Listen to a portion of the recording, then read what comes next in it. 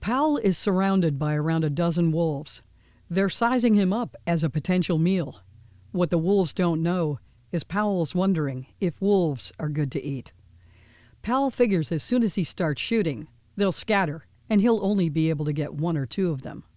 What he doesn't know is one of the wolves has figured out his weakness. His back is turned to this wolf, and the front of the truck is just low enough for the wolf to jump up and sprint to where he is. The wolf knocks him off the roof of the truck, knocking the rifle out of his hands.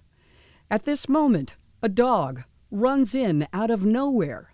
The dog gets in between Powell and the closest wolf, snarling viciously to protect this stranger. Powell struck his head on the ground when he fell off the truck, and he needs a minute to get his wits back.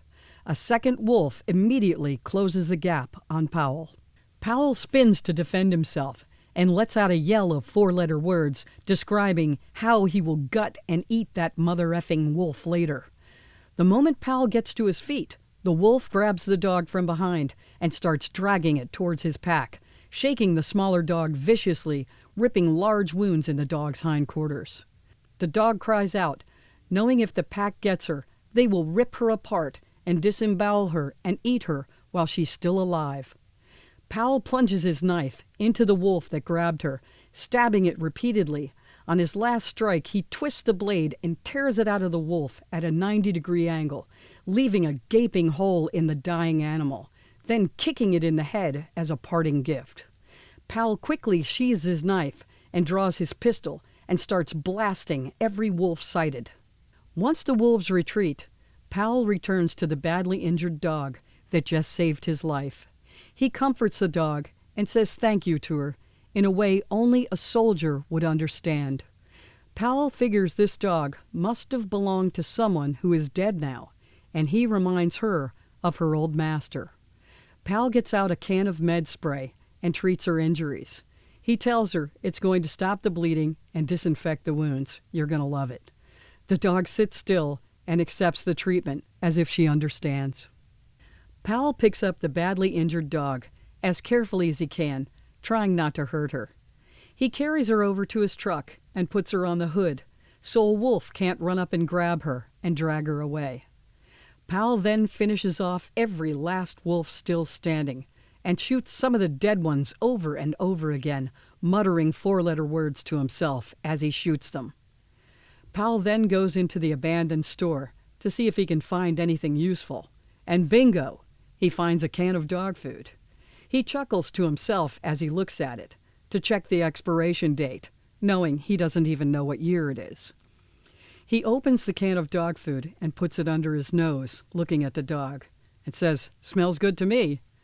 He says to the dog, "It'd sure suck if you died from this, after all we've been through."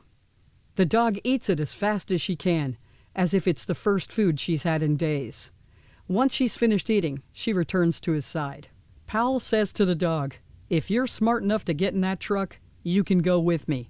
If not, I'm taking your guns and I'm leaving you here." He opened the door and she jumped right in.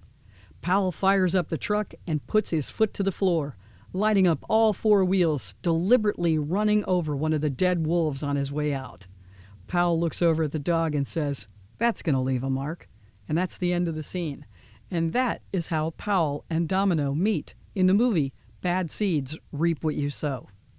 This is what Steve and Domino look like in real life, and they're actually very good friends. I would say Steve is one of Domino's favorite people in the whole world. We were already under production. We were already, working on the movie when Domino arrived. We found her through a shoot that we were doing. She had been greatly injured. Someone poured acid on her and stabbed her when she was 2 weeks old. And the whole crew fell in love with her. And there was another dog there that one of the other crew members took. And we took Domino back to Fort Lauderdale with us, and we said, we've got to write her into the movie. So this is what I figured out how to write. This is the scripting that I figured out how to justify where her wounds came from. It is a Doomsday movie, and it is in the future, so it wouldn't really matter. She could just have all these wounds on her. But, it's kind of cool to see the backstory of how Powell meets Domino and how they become friends and why she protects him and goes on the adventures with him. So anyway, this is a behind-the-scenes look at Steve and Domino on the set of Bad Seeds Reap What You Sow.